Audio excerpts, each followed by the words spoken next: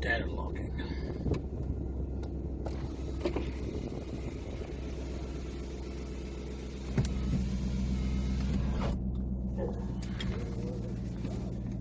I'm doing some 0 to 60 runs.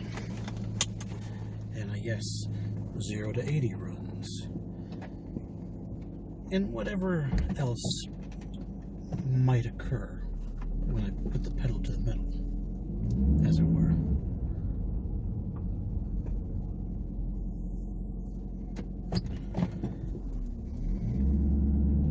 Checking out that Diablo 93 tune. I made some adjustments. DiabloSport finally got back to me.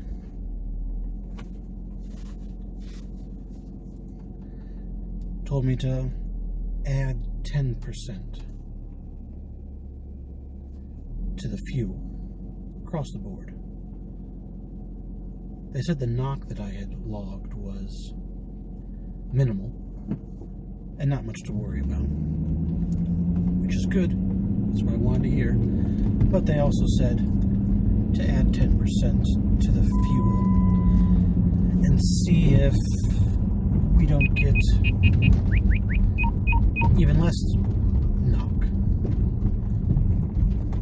See if that doesn't clear things up even more.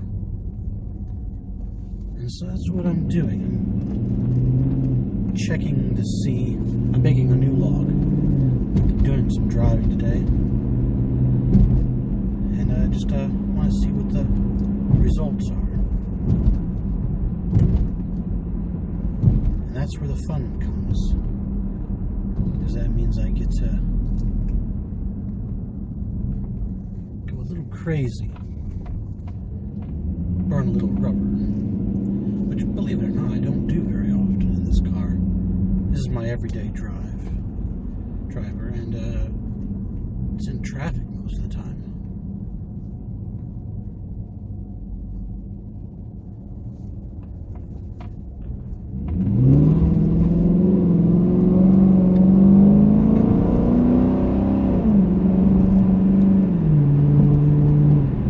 But oh, how it wants to be on a back road.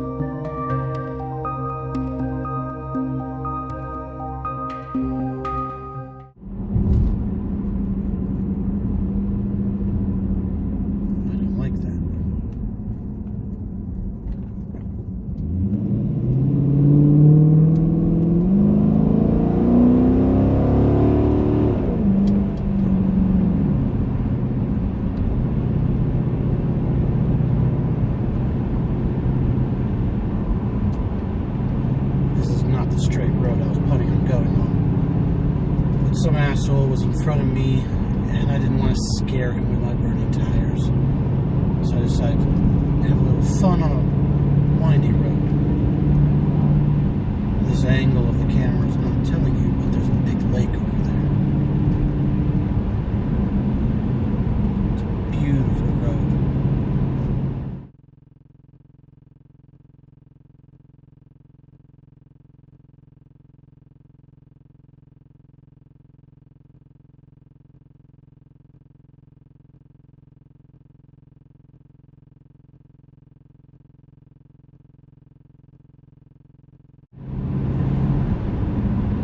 Absolutely beautiful.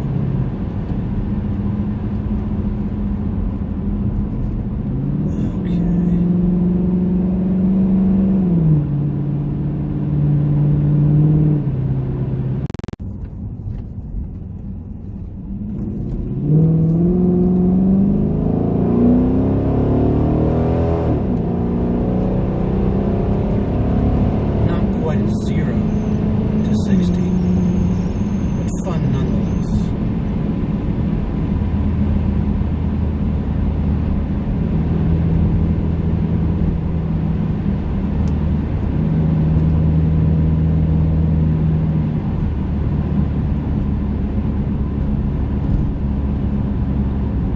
road up here gets sharp enough with its turns that I learned the hard way.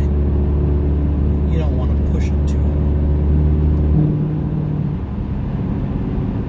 It can surprise you. Here we go.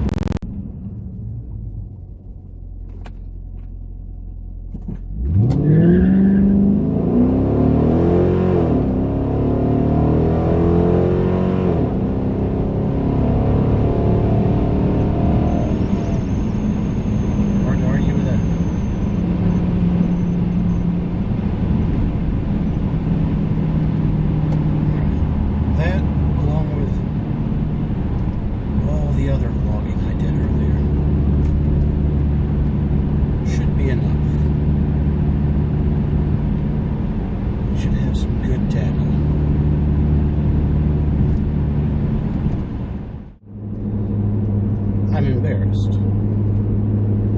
It took me a shamefully long time to realize that I can get my performance data at 0 to 60 as my quarter miles. I can get all of that without the launch computers that the newer models have.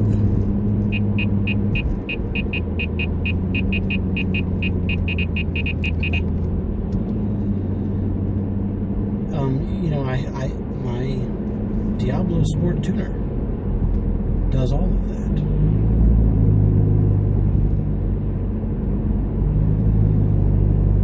I never really thought about it in that terms. I mean, I knew it logged data, but I never really thought of it as a good way of seeing what my 0 to 60 is. I thought that I would need to get a stopwatch and have some third, party member doing it for me in a dispassionate way. It just seemed like something I wasn't going to get around to anytime soon. But my DiabloSport Tune i3, it's going to tell me all of that. I just have to look at it, log some runs, and do the calculations myself. Or not really calculations, just look and see how fast it took me to get from 0 to 60. I've definitely done enough of that now today, this evening, where I should have some solid data. That just goes to show how new and ignorant I am to all of this stuff. It shouldn't have taken me that long to realize that I could do it or should do it with my tuner. But that's just not how I think yet. I'm getting there, though. I'm getting there. I'm becoming more of a car person every day.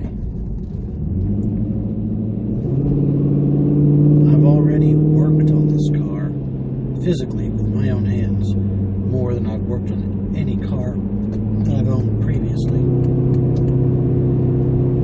I popped my airbox, my intake airbox, to see what kind of filter was in there. Never would have done that on a Honda Civic. Just didn't think about performance or anything like that. If I had any inkling that my car needed servicing, I just took it to get serviced. And I'm still going to do that. I'm not going to do all the work on this car myself. I'm not a mechanic. I wouldn't trust the results. But I'm getting more and more comfortable doing more and more things. The air filter, it was funny. I was looking at performance mods, cheap, easy performance mods that I could do to my car. And people were saying, don't worry about a cold air intake. Your intake is already more or less a cold air intake, the stock intake. He said, but you could look at getting a K&N high flow filter. So I'm like, all right, let me first see the state of my current filter, if it actually needs replacing. And when I opened it up to look at how dirty it was a K&N high flow filter. It was already in there. The previous owner did a few mods on this thing. I've already talked about the exhaust, and he put an entire catback system on there that I did not know about when I bought the car. Corsa Sport catback, which I removed the resonators. And he also apparently did the air filter. Cool. You know, one less thing that I have to buy. Of course, I did buy some cleaning solutions and oil for that air filter. And I think tomorrow, if it's dry enough, I'm going to clean the filter and make it as brand new as possible. But yeah, I'm becoming more of a car person, you know. I know more about a car, any car, all cars, now than I did, 2 months ago. It's become kind of an obsession with me, this vehicle and everything related to this vehicle. It's going to be interesting to see who I am in a year from now. How much I've changed, how much this car has changed, what I've done to it. You know, I might even go so far as to change the oil. I looked at a video on how to do that, and it looks just a little too dirty and annoying for me without having a garage to work in. I don't really trust climbing underneath this car with it propped up or jacked up on the street outside my house.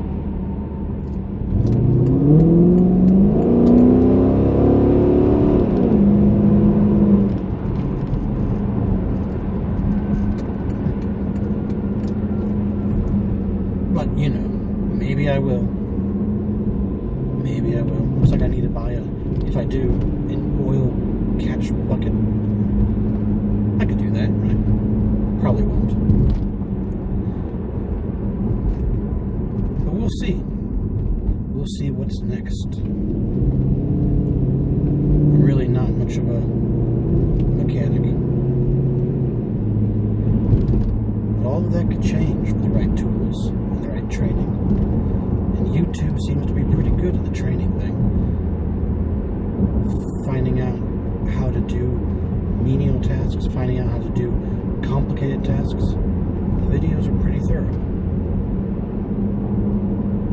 My journey has just begun.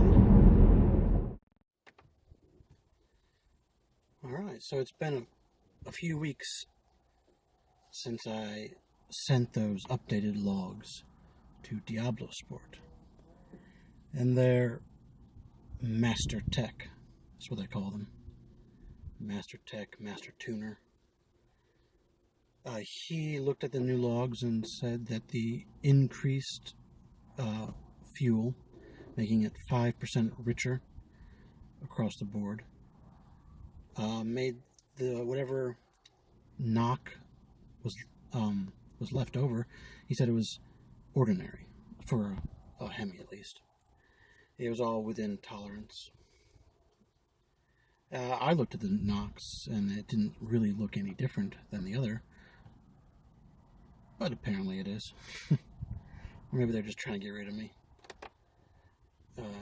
Free customer support. It has to be annoying for a Master Tech. But honestly, I think my car is running very, very well. This is with the 93 Octane Tune. It's a fast car. People like to say that the 392s are the fast ones, and these 5.7 liters aren't. But there's enough brilliant YouTube content showing that that's not true. These might not be as fast, but they are fast. They are powerful. I mean, come on. 400 torque? That's powerful. That is powerful. And it feels powerful. You know? Forget numbers, forget how it compares to this or that. Just driving a car like this feels mighty, strong. And then when you get a tune that unlocks the the throttle response and all that, and you really feel what this car is capable of, it's a satisfying drive. It really is. I've been struggling recently thinking about how this is a 2005 and it's so old, and I would really like to get like a 2015 Scat Pack, And I probably will do that as soon as possible, but as soon as possible is still a few years out, I suspect. I do not have marvelous finances. And so this is the car that I have to live with. And that's not a hard thing to ask of somebody. It's a delightful beast. It looks good. It sounds amazing, especially with those resonators deleted. And with a 93 Diablo tune, it feels amazing. The only thing not amazing about it is the interior. These older models are really just basic looking, And some people love that. They think that that's an even better throwback to the old muscle cars of the 60s and 70s. And they're not wrong about that. But at the same time, nicer is nicer. And those 2015 and up Challengers and Chargers, they just look nicer. So that's the only real downside of this car, is just accepting that it's a true throwback, that it's not going to impress you. It doesn't feel all that homey, but it does feel roomy, and it is comfortable. It's not luxurious, it's comfortable. And I've just been through some hot summer days, and now we're into the fall, and the interior, which is leather, my version is leather, it just feels good. It kind of suits the aesthetics of the outside as well. It all works together to give you that true muscle car experience. And so, like I said, even though I have my eye on an upgrade down the road, living with this is no hardship. I mean, what more can you really say? I mean, this is a Challenger, an RT, an 8-cylinder monster. And it just never fails to get compliments. People just see it and they want to congratulate you on something. And I feel the same way. It's like whenever I see any other Mopars on the road, I just give them a nod. I can't help myself. It's just like I want them to know that whether their car is better than mine, whether their car is a V6, that I am glad to see them on the road, that I am happy passing one of them and them passing me. That's the kind of community that we have here. And the truth is, I do that also for other muscle cars. I do that when I see a Mustang or a Camaro. That might be considered sacrilege or some terrible crime to some, Dodge fanatics. Like, you can't, think a Mustang is good. You can't think a Camaro is good. Only Mopar, only Challengers, only Chargers. Fuck that. A fast car, a fun car, a vehicle. If you like that kind of stuff, you should have no hate in your heart for anybody else or for any other type of vehicle. And I don't. I really, really like seeing other beasts on the road, other monsters. You know, it's like, you know, you could say it's like an alpha meeting an alpha and they got to fight, but more like it's just seeing someone of a different breed, someone of your breed, in amongst all these civilians. You know, you just got to acknowledge we're brothers on some level, or maybe it's a girl too. There's plenty of girls driving these things. That are we're family on some level. We are kin. You know, that's the attitude I like to have. Because the truth is, I would not mind at all. In fact, someday I would really like to own a Mustang and a Camaro. If I had that kind of money where I could own multiple cars, I would like to own all of those. You know, I think they're great. But that said, I didn't happen upon the Challenger. I sought it out. I looked at the other options and said, the Dodge Challenger RT is for me. You know, I want that. That's me. But that doesn't mean I can't appreciate other vehicles, and I do. Yeah, so that's the update, and could very well be the last update on the Diablo stuff. You know, the tuning. Well, not just the tuning, but I've kind of reached the pinnacle of what Diablo stock tunes are going to do for me. Now, you might be wondering, why did I have to increase the fuel richness? You know, if the stock tune is built specifically for a Dodge Charger, why would I have to do that? Well, I have a theory about that. Well, apart from the obvious micro changes and variations in engines, you know, even though they're the same, the internals might not be of the same standards. You know, like, things happen, right? This is an older car, maybe that would explain it, but I have a different explanation. And that is my cold air intake. Well, it's not a cold air intake, not really, but at the same time, people online will tell you that the stock intake for these cars is pretty much a cold air intake. You know, it's better than most other vehicles in that regard. And my filter is the K&N high flow filter. And so that's what I think really threw it off. It was getting more air into the engine, and the more air into the engine than the stock tune was expecting. And so it was making the fuel a little leaner. Because that's what I was doing a little research, and I found out that when you get a cold air intake, you usually do have to increase the fuel richness a little bit.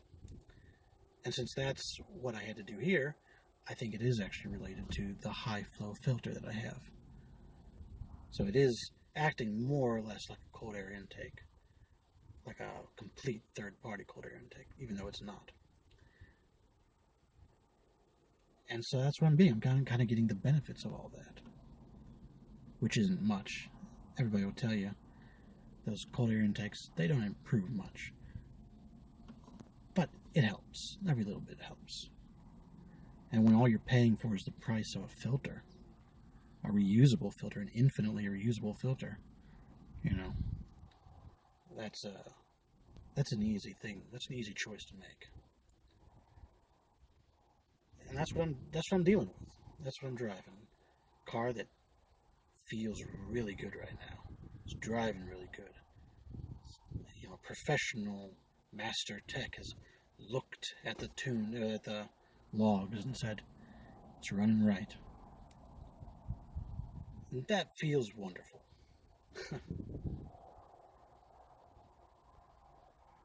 So feel free to leave some comments. Tell me about your experience, the kind of tuning you have, any sort of modifications you've done.